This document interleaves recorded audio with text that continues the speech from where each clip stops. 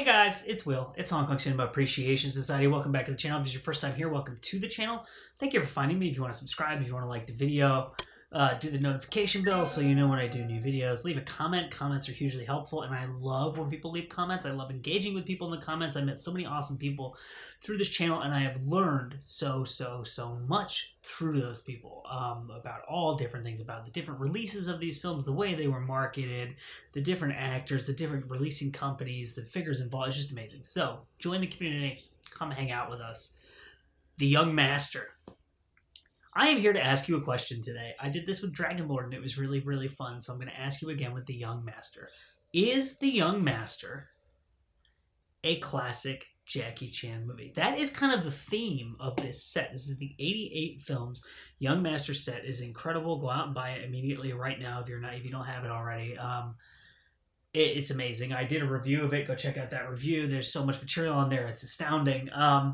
The theme of the audio commentaries, the essays, everything about that release is The Young Master is a classic Jackie Chan film, and it is hugely slept on. It is not respected as much as other Jackie Chan films, and this release is here to give it its day in the sun to shine. So, what are the reasons people think that The Young Master is a classic Jackie Chan film? One, it's his first film with Golden Harvest. This is a huge deal, because we know that Jackie Chan and Golden Harvest made some of the best action martial arts and martial arts comedies, whatever films ever made. Stunt work, fighting, all that, right? Together. That collaboration. Okay. Number two, it's the first time that Jackie, as best I understand it from all the things that I learned on the audio commentary and stuff like that, was given absolute freedom as a director. It's not his first film as a director. He directed Freelance Hyena, which is right behind me here. But Golden Harvest not only gave him basically a blank check, they gave him time, most importantly, because if you know anything about Jackie Chan, you know that his films take a really long time because he's a huge perfectionist, right? And so, for instance, there's a scene in this film where he throws a fan and it twirls around and then he catches it, right? According to Guinness Book of World Records, I think, that they shot that one take 329 times. It's somewhere Jackie Chan apparently says, maybe in his autobiography or something, that they actually did 500 takes of it. Who knows how many they actually did. But that gives you kind of an idea of the fact that he would just shoot over and over and over. The typical Hong Kong film at the time, from what I've learned from this release, they would shoot about 3 hours and 45 minutes of footage and they would trim that down to the release length. Jackie Chan shot 74 hours of footage for this movie. He just shot. And in his interview, he talks about how he knew he was looking for something good. He knew he was looking for something new. He didn't know what it was. And Golden Harvest gave him the freedom to find it. And so this, you could argue this is a classic Jackie Chan film because he had so much time and money that he was able to do the things he had seen in his head but wasn't able to capture previously with low-way films and the kind of lower budget and independent films that he had been in, right? And that's a huge step forward for Jackie Chan. The other thing that I think people would argue makes this a classic Jackie Chan film is that it introduces a lot of things that would become hallmarks of his style, right? So you have the use of wire work and all of these things relate to the style of fighting, right? So Jackie Chan does this thing where they'll put a wire around, and also I believe the Jackie Chan stunt team was formed on this film. So obviously that's a huge moment in the history of the evolution of these films, right? So Jackie Chan would do this thing where they put wires on the actors or the stunt performers, whatever, and then you hit them and someone pulls the wire and they go flying. It heightens the impact of the hit. They also use chalk or like dust or dirt and stuff like that. They would put it on people's fists, they put it on people's skin, they would put it on the ground, the wall, whatever. So when people hit, the dust flies up, right? And it heightens the impact, the visual impact. Remember, film is a visual medium, right? It heightens the impact of the hit. And then he also started to get away from, and this is something he talks a lot about with like Wheels on Meals, for instance, right? In this film, he started getting away from the traditional kind of kung fu shapes and kung fu rhythms of like on the beat, 4/4 time, 1, 2, 3, 4, ha, ha, ha, ha, like that style of fighting, that type of kung fu. He wanted it to be more chaotic, more kind of like street fighting, brawling, right?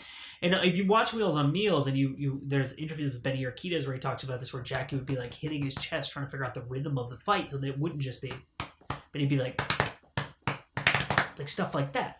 In his interview on this release, Jackie also talks about how he would always try to be busy in a fight scene, so that it wouldn't just be, I hit you, you hit me, or I do 2 punches, you block, do 2 punches, whatever. But like, I hit you, then someone else is coming over here, or something is happening over there, I have to go pay attention to that, then I go back to hitting you. It's constant movement and chaos. And that's a signature Jackie Chan thing too. So you see a lot of these things that we so heavily associate with Jackie making their debut in this film. You also see an emphasis on kind of spectacle in the opening scene with the dragon, right? And an emphasis on spectacle and stunt over fighting, which became Jackie's signature thing, right? Especially if when you move into movies like Police Story, right? The emphasis in a lot of the scenes in Police Story is not the fighting, it's the stunts, right? The pole slide, the stuff with the bus at the beginning, the destroying the shanty town. Those are stunts, those aren't fights. And those are the things that we remember the most about those films. And with this spectacle of the lion dance and the stunts involved in doing the lion dance, you start to see a little bit of that move. I think you see that even more so with Dragon Lore, but it's a clear evolution, right? Another thing that Jackie loves to do that's such a hallmark of his style is using the props and using them in a comedic way. And, so there's a scene in this film where Jackie is fighting with the police inspector. And he picks up a stool, and the police inspector hacks the stool with a sword, and it breaks in half. And then they're using all these different objects in the room as part of their fight. You actually see that in Fearless Hyena, though. So in that respect, I would consider this movie more an evolution of Fearless Hyena and Jackie's style than I would consider it like a watershed moment of, here, I've invented all this stuff that no one's ever seen before, right? Generally speaking, I would argue this film is less of a it fell from the sky and here's Jackie Chan fully birthed for you to behold, as it is an evolution of Fearless Hyena and the things he had done before that. I think that film critics and scholars, and as fans too, we want to create narratives, right? Of like, this is the film where it all began, or like, that's the movie you have to see. But with Jackie, to me, as I'm revisiting these older films, it is so clearly an evolution. And Will Blake writes a really phenomenal essay in the book of that 88 films release here, in which he kind of reconceptualizes Jackie Chan's career and breaks a lot of the false kind of traditional narratives that critics and fans hold. That makes it easy to digest Jackie's career. And what you really just see is a constant evolution. And it becomes a lot harder. I mean, obviously, Project A is a huge watershed classic film, and I am getting my hands on the Eureka release of that. I'm going to do a couple videos about Project A. Police Story, I've already talked about how important that is to action films around the world, Hong Kong cinema, martial arts films, stuff like that, right? But I think that generally speaking with Jackie's films, there's a lot less of an obvious, like, here's the one where all this shit happened and, like, the world changed. And, like, it's much more of a clear evolution as you watch the films of him as a performer, him as an actor, and him as a filmmaker. The narrative on this film is actually not particularly sophisticated. And you see his narrative kind of style and interests slowly evolving up until Project A, and then even more into like Police Story. And then, I mean, when you get to like Police Story 2, what you basically have is like a late 80s, almost Hollywood style movie. Like, I see Police Story 2 being really heavily influenced by American cinema of like Lethal Weapon and, like the James Cameron stuff that was happening in the 80s. Like, obviously it's not a sci-fi film like Terminator and Aliens, but the narrative sophistication and the emphasis on screenwriting and logic and character and stuff like that, which you see so much in James Cameron, but then obviously in stuff like Lethal Weapon, Shane Black being such a great writer, you start to see in Jackie's movies too. And in this movie, basically you have there's two kind of narratives. There's Jackie and this character who's another orphan who may be his brother. It's actually kind of unclear. Is he actually his brother? I'm not actually sure. If you know, leave it in the comments. I just assume he is his brother. He might actually just be another orphan who he was living with on the streets, and they were brought in to live with this martial arts master guy who raised them, right, and took them in. And the brother kind of goes bad, and Jackie has to go and get him back and kind of save his brother, right? And that's kind of a more serious plot with like these serious criminals and stuff like that. And then you have in the middle, in between sandwiched in between those two sections, you have what is basically like a farce, like an old Hollywood style screwball comedy almost, or like a slapstick comedy. It's like kind of in between screwball and slapstick. It has elements of both. Where this police inspector wrongfully assumes that Jackie is a criminal and keeps trying to bust him, and he keeps like slipping away, and all these comedic hijinks happen.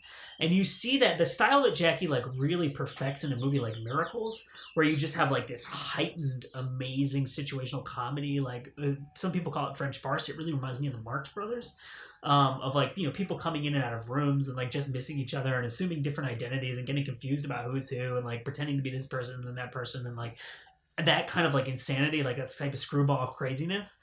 You see that here, but it's still evolving. And so it's this odd kind of split of like serious action movie and comedy, but compartmentalized. Whereas when you reach a movie, I think like Project Air, Police Story, they're coexisting in a really harmonious way. So anyway, these are just my thoughts on The Young Master upon revisiting it. What do you think? Is it a classic film? What do you think about the evolution of Jackie Chan? What do you think the key films are in terms of pinpointing the narrative of his career and stuff like that? Let me know if you picked up that release yet, what you think about it. My name is Will. This is the Hong Kong Cinema Appreciation Society. I thank you for watching, and we will see you next time.